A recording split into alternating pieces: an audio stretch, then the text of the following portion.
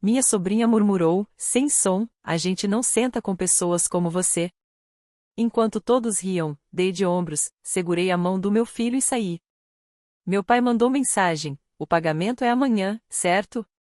Eu respondi: não é mais problema meu. No dia seguinte, uma única mensagem fez o riso dele se transformar em pânico. Eu sabia que não devia ter ido. Algo me dizia para ficar em casa, mas deixei meu filho me convencer. Ele sente falta dos primos. Esse foi o único motivo de termos aparecido no jantar de família na casa nova da minha irmã. Ela tinha se mudado há poucas semanas, graças a um pagamento inicial que, misteriosamente, veio de um amigo. Esse amigo era eu. Ela nunca disse obrigado. Nenhuma vez. Só começou a postar como se tivesse conquistado tudo sozinha. Legendas falando sobre novos começos e o resultado do próprio esforço. Enquanto isso, fui eu quem ajudou a limpar o nome dela, negociar o contrato e transferir exatamente o valor que ela precisava para fechar o negócio. E eu não fiz isso por reconhecimento. Fiz porque ela é minha irmã, e achei que isso ainda significava alguma coisa. A casa parecia uma daquelas montadas para a revista toda em tons de bege, com bancadas de mármore dourado e velas que nunca tinham sido acesas. Ela nos recebeu como se fôssemos visitantes em uma casa aberta, não família. Os filhos dela passaram correndo por nós. Nem um abraço, nem um oi, só bagunça. O meu ficou parado, segurando a caixinha de biscoitos que tinha escolhido para eles no Target mais cedo. Perguntou se ainda devia entregar. Eu disse que não. Entramos na sala de jantar. Meu irmão e a esposa já estavam na metade de uma garrafa de vinho. Meu pai bebia seu segundo copo de bourbon, e minha mãe mal levantou os olhos. Os mesmos de sempre. Sempre houve uma aliança silenciosa entre eles, uma que nunca me incluía. Antes, eu achava que era coisa da minha cabeça, sensibilidade demais talvez. Mas naquela noite, tudo ficou dolorosamente claro. Meu filho e eu sentamos na ponta da mesa. Ele abriu o iPad e mostrou a um dos primos um jogo que vinha criando. Meu filho é um gênio com tecnologia, vive criando coisas que eu nem entendo. Ele estava animado, dava para ver pelo jeito como falava. Então, a prima dele, minha sobrinha, se inclinou e mexeu os lábios bem devagar, como se quisesse ter certeza de que eu entenderia: a gente não senta com pessoas como você. Depois olhou para os outros, e o riso começou. Aquele tipo de riso que não é alto, mas afiado, cúmplice, como se todos estivessem participando da mesma piada. Olhei para minha irmã. Ela bebia o vinho, o olhar fixo à frente, fingindo que não tinha visto nada. Mas viu. Ela sempre vê. Eu não reagi, não perguntei nada. Apenas segurei a mão do meu filho e disse que estávamos indo embora. Ele me olhou confuso, e eu não expliquei. Não devia explicações a ninguém. A sala ficou em silêncio quando nos levantamos. Não olhei para trás. Simplesmente saímos. Já estávamos no carro, prestes a sair, quando o celular vibrou. Era uma mensagem do meu pai: o pagamento é amanhã, certo? Fiquei olhando para aquilo. A arrogância contida em 3 palavras, como se nada tivesse acontecido. Como se pudessem me humilhar, tratar meu filho como lixo, e ainda esperar que o dinheiro continuasse chegando pontualmente. Digitei de volta: não é mais problema meu. Sem emojis, sem pontuação. Na manhã seguinte, enviei apenas uma mensagem. Não no grupo da família, nem para minha irmã. Só para uma pessoa. Uma única mensagem. Foi o suficiente. Aquela frase curta começou a desmontar tudo. Eles acharam que eu voltaria rastejando, que acabaria cedendo, pedindo desculpas, fingindo que tinha entendido tudo errado. Não faziam ideia do que eu já estava planejando. A mensagem que mandei naquela manhã era direta e definitiva: transferência do contrato começa hoje. Sem explicação, sem ponto final. O tipo de frase que não pede atenção, ela impõe. Enviei a mensagem diretamente para o marido da minha irmã. Não no grupo da família, sem cópia para ela, só para ele. Em menos de 2 minutos, ele visualizou. Leu. Nada de resposta.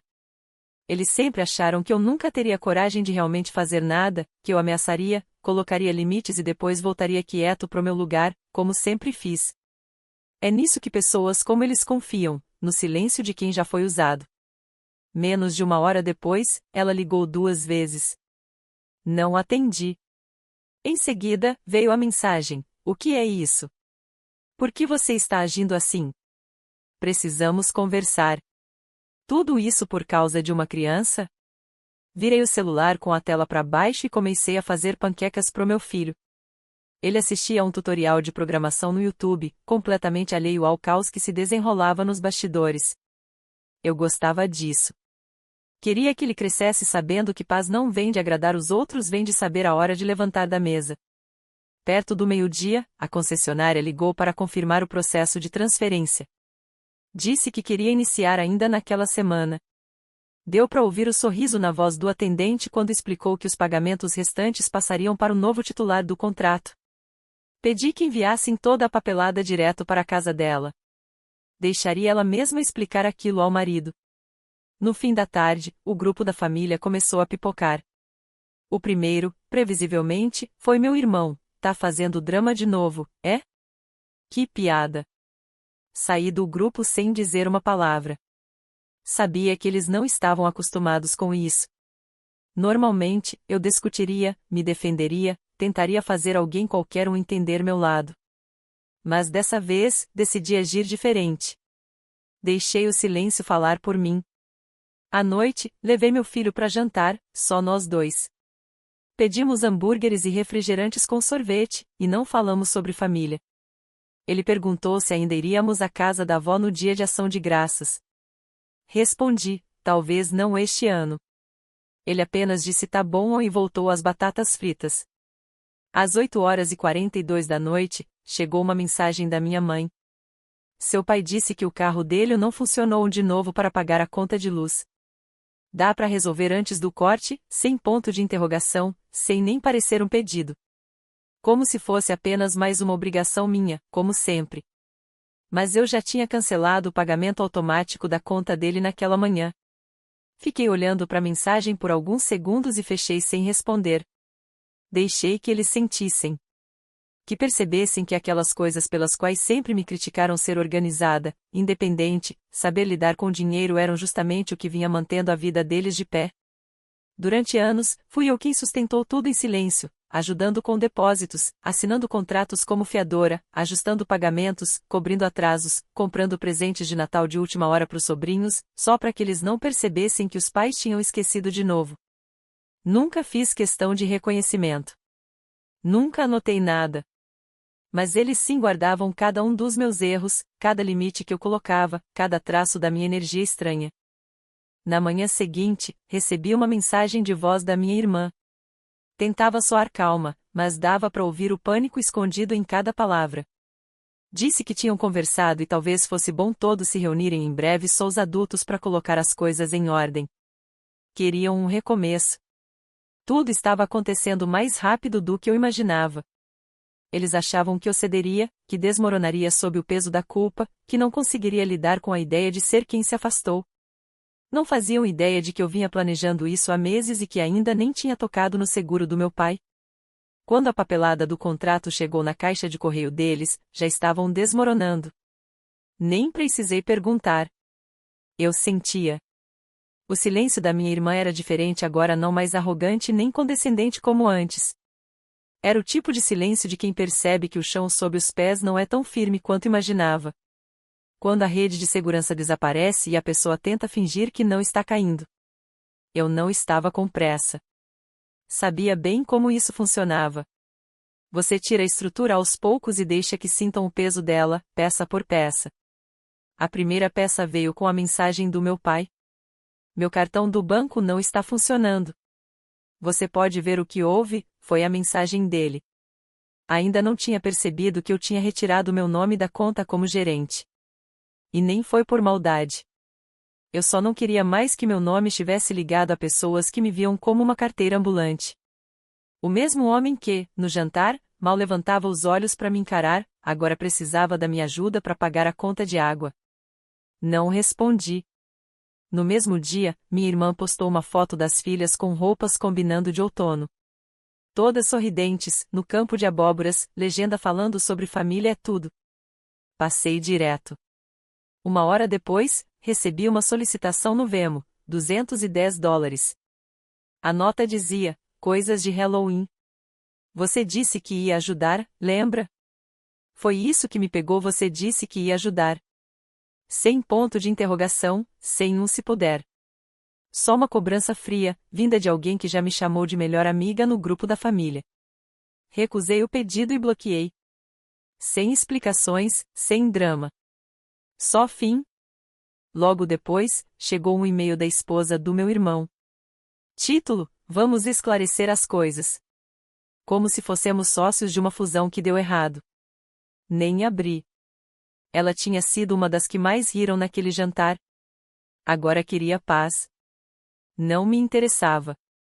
Em vez disso, abri minha planilha financeira, aquela que ninguém nunca viu, que eu atualizava toda vez que enviava dinheiro para alguma emergência, aniversário ou problema de carro. O total me deixou sem fôlego.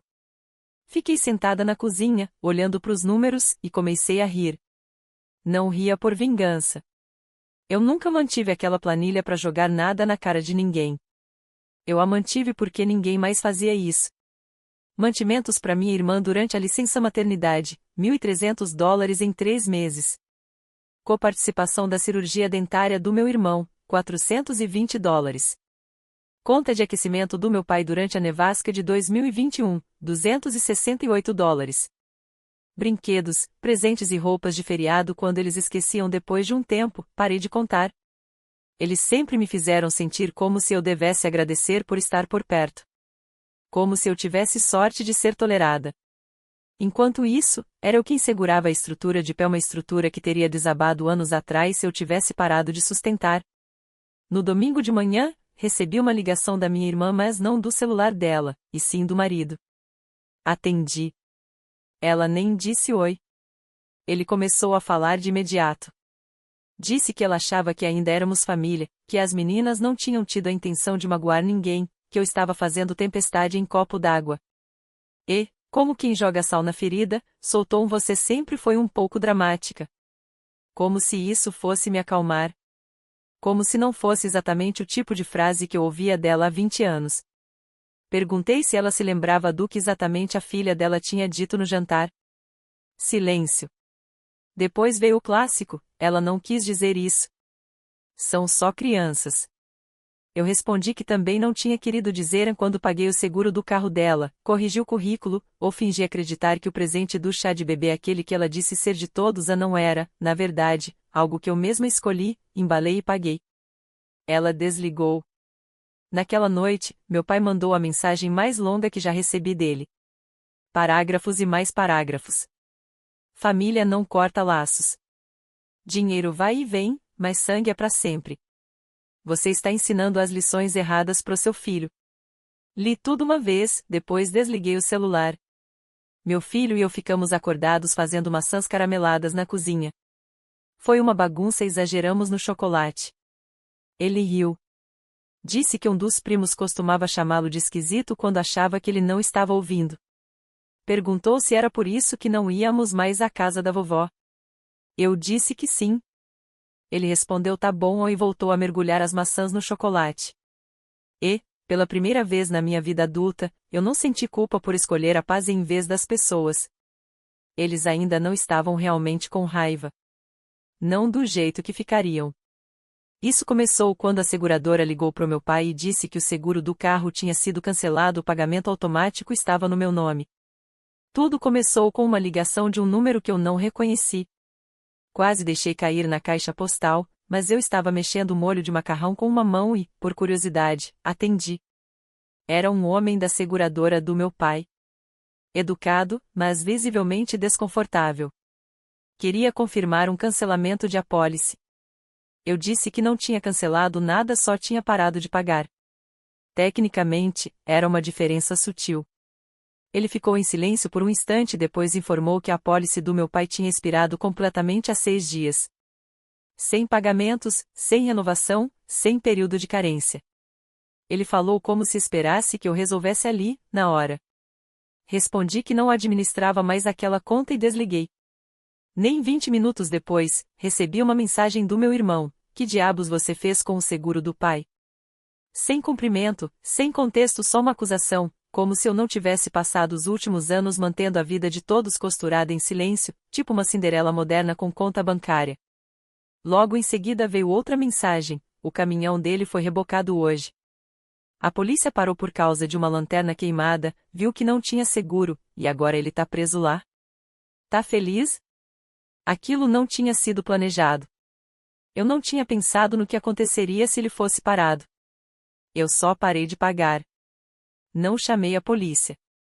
Não mexi na conta dele. Apenas tirei meu cartão e segui em frente. Mas, claro, acabou recaindo sobre ele porque ninguém mais prestava atenção. Minha mãe provavelmente achou que os e-mails da seguradora eram spam. Meu pai, como sempre, presumiu que eu cuidaria de tudo. Nenhum dos dois perguntou. Nunca perguntavam. O que mais doeu foi o caminhão em si.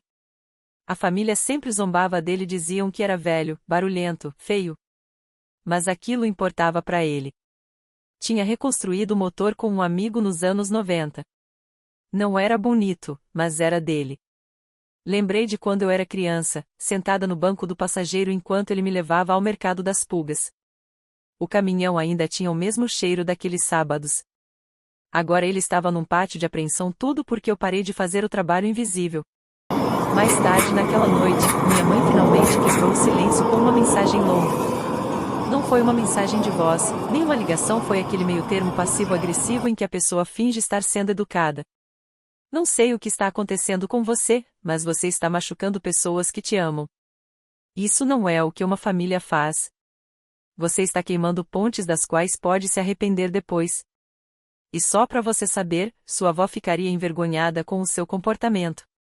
Aquela mentira. Ela usou minha avó como arma, a única pessoa da família inteira que realmente me defendeu, que comprava presentes de aniversário pro meu filho na data certa, que nunca o tratou como um peso ou um lembrete inconveniente. Fiquei sentada no sofá olhando para a mensagem, sentindo algo afiado atravessar o peito. Não respondi. Em vez disso, abri o notebook e finalizei algo que vinha adiando há tempos, o encerramento formal do Fundo Educacional Conjunto que eu tinha criado para os sobrinhos há 5 anos. Ninguém nunca soube que eu contribuía. Eu só depositava, aos poucos, $50 aqui e ali, sempre que dava. Todos aqueles aniversários em que não apareci com brinquedos, era para lá que o dinheiro ia. Fechei a conta, saquei o saldo final e transferi tudo para uma poupança no nome do meu filho. Ele merecia se beneficiar do que eu havia guardado, não crianças que riram dele, nem pais que deixaram isso acontecer. Naquela noite, recebi mais uma mensagem. Mas essa era diferente. Sem nome, sem número. Só um envelope almofadado, simples, na minha caixa de correio. Dentro, havia uma pulseira de miçangas daquelas que as crianças fazem com elástico e letras de plástico. As contas formavam o nome do meu filho, com uma letra faltando, como se tivesse acabado. Enrolado na pulseira, um pedacinho de papel rasgado de um caderno. Desculpa. Mamãe disse que eu não devia dizer isso, mas eu quero. Sinto falta de você e do nome do meu filho e ponto. Por favor, venha à peça de Natal. Quero que você esteja lá. Era da minha sobrinha. A mesma que, naquela noite de jantar, tinha sussurrado aquelas palavras sem som, a mesma que riu enquanto o resto da família desviava o olhar. E eu acreditei nela porque crianças não fingem culpa assim a menos que realmente sintam. Mas a parte mais triste era saber que ela provavelmente teve que esconder aquela carta, porque a mãe dela não queria que ela pedisse desculpas. A mãe não queria que eu aparecesse. A mãe queria controle, aquele tipo de controle que se perde quando as pessoas param de depender de você. Eles estavam escorregando agora. Não porque eu os estivesse punindo, mas porque finalmente estavam de pé sozinhos e percebendo que nunca aprenderam como. E o mais irônico, eu ainda nem tinha tocado na única coisa que eles realmente precisavam de mim, minha assinatura. Sem ela, minha irmã não podia refinanciar a hipoteca, e o pagamento final, enorme, venceria em 43 dias. Ela achava que eu não sabia nada sobre isso, sobre o prazo de refinanciamento, sobre a ligação que ela fez pro banco 2 meses atrás pedindo uma prorrogação e recebendo um não como resposta. Ela presumiu que eu tinha esquecido que ainda era coassinante no contrato. Que a casa que ela exibia como um troféu só continuava sendo dela enquanto eu permanecesse quieta e submissa. mas eu sabia exatamente o dia. Tinha salvo a data em 3 lugares, no meu calendário, num post-it na gaveta e num contador discreto no meu aplicativo de finanças. 43 dias. 43 dias até o vencimento total. Eles precisavam da minha assinatura para refinanciar. Sem assinatura, sem novo empréstimo. Sem empréstimo, sem casa. Ela teria que vender ou dar o calote. E, de repente, aquela legenda no Instagram "Olha o que construímos" apareceria muito mais vazia. Eu não disse uma palavra. Queria que ela sentisse o relógio correndo. Quando chegou a segunda-feira, o silêncio da parte dela começou a soar como pânico. O resto da família já tinha se manifestado. Meu irmão mandou uma longa mensagem sobre reconstruir a confiança e assumir responsabilidades.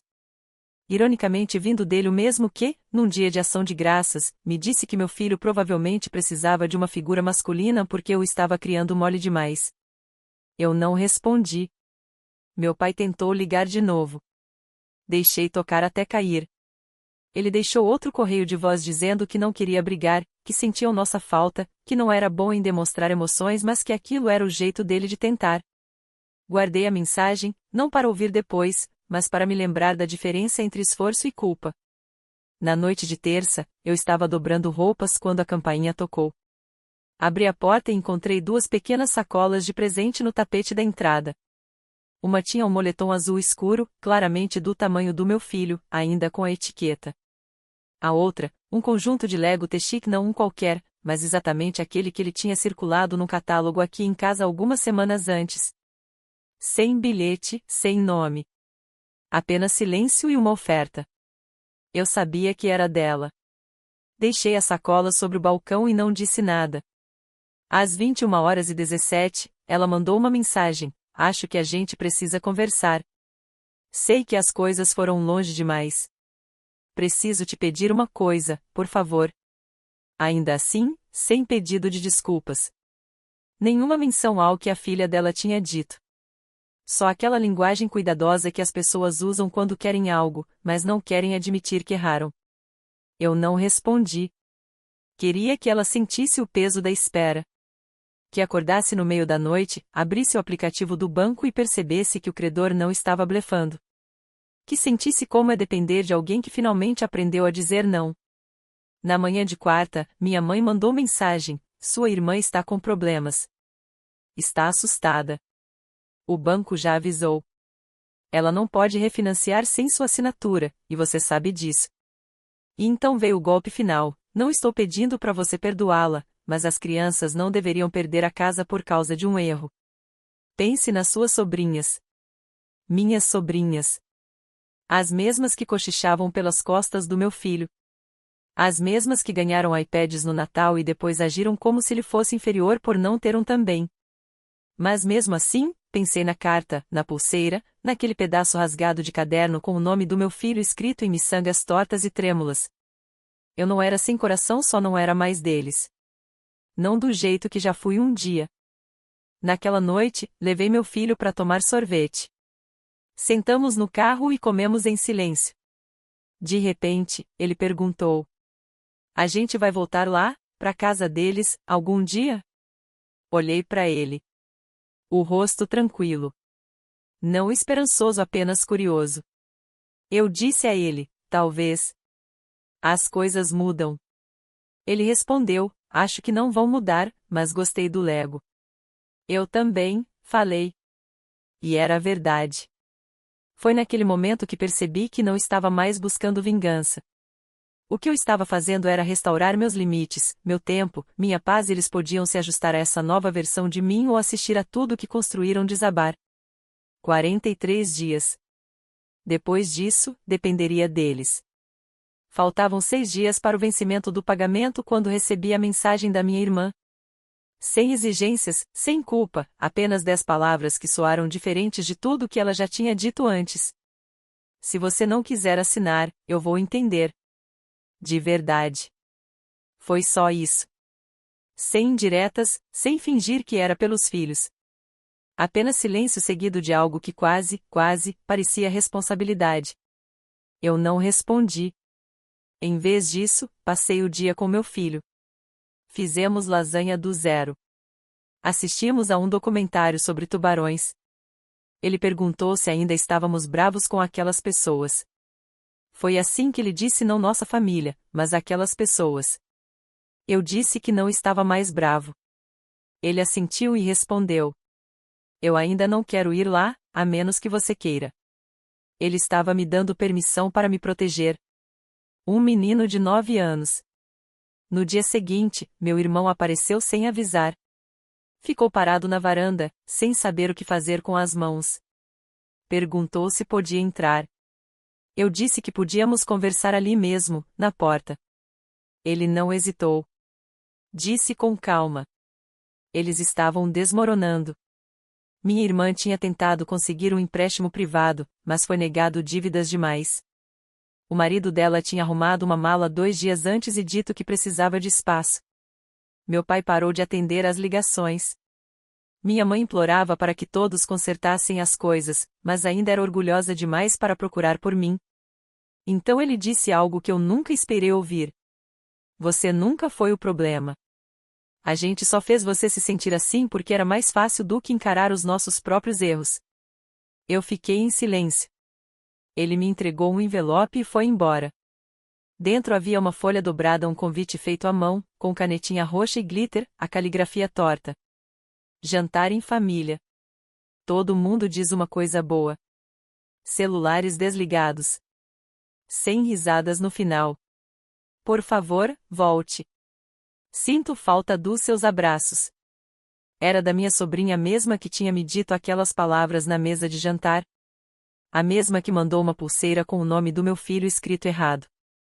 Desta vez, todas as letras estavam lá. Ainda assim, eu não respondi. Pelo menos, não ainda. 2 dias depois, recebi uma mensagem de um número desconhecido. Era o marido da minha irmã. Uma única frase. Se algum dia você decidir voltar, só saiba que agora a gente entendeu. E eu sinto muito. De verdade. Naquela noite, meu filho me perguntou se podíamos ir à livraria. Eu disse que sim. Ele escolheu um novo livro de capa dura sobre Lego. No caixa, ele se virou para mim e disse: acho que a gente devia ir naquele jantar. Se eles fizerem algo errado de novo, a gente só vai embora. Mas talvez a gente devesse dar mais uma chance. Fiquei olhando para ele, não pelo que disse, mas pelo jeito maduro com que falou. Ele não estava fazendo isso por eles, estava fazendo por mim. No dia anterior ao prazo, liguei para o banco. Marquei uma reunião, assinei os papéis, não contei a ninguém. Deixei que eles se preocupassem por mais 24 horas. Não por crueldade, mas porque queria ter certeza de que não confundiriam perdão com permissão. Então chegou o sábado. Chegamos à casa da minha irmã pouco antes do pôr do sol. Eu esperava tensão, silêncio, talvez algumas tentativas constrangidas de conversa. Mas encontrei algo que não reconheci. A mesa estava cheia. Comida de verdade, não só petiscos. Um cartão com o nome do meu filho impresso. 2 presentes diante do prato dele, um embrulhado em tiras de jornal de quadrinhos, o outro com uma fita dourada. Ninguém pegou o celular. Ninguém fez piadas às custas de ninguém. Todos ouviram. Todos falaram uma vez. Quando o silêncio caiu, minha irmã se levantou. Ela não chorou, não fez cena. Só disse: eu esqueci quem você era. E esqueci que grande parte desta família só se mantinha de pé porque era você quem sustentava. Então minha mãe, que não me olhava nos olhos havia 2 anos, finalmente olhou. Disse que sentia muito por não ter interrompido as coisas quando ainda eram pequenas. Por ter deixado anos de pequenas faltas de respeito virarem algo imperdoável. Por ter esquecido que eu não era apenas uma ajudante. Eu era a filha dela. E, aos poucos, como se tivessem ensaiado separadamente, cada um disse algo verdadeiro. Nada bajulador, nada teatral, apenas real. Meu filho ficou quieto o tempo todo. No final, ele apenas disse: obrigado pelo Lego. Foi o meu favorito. E foi só isso.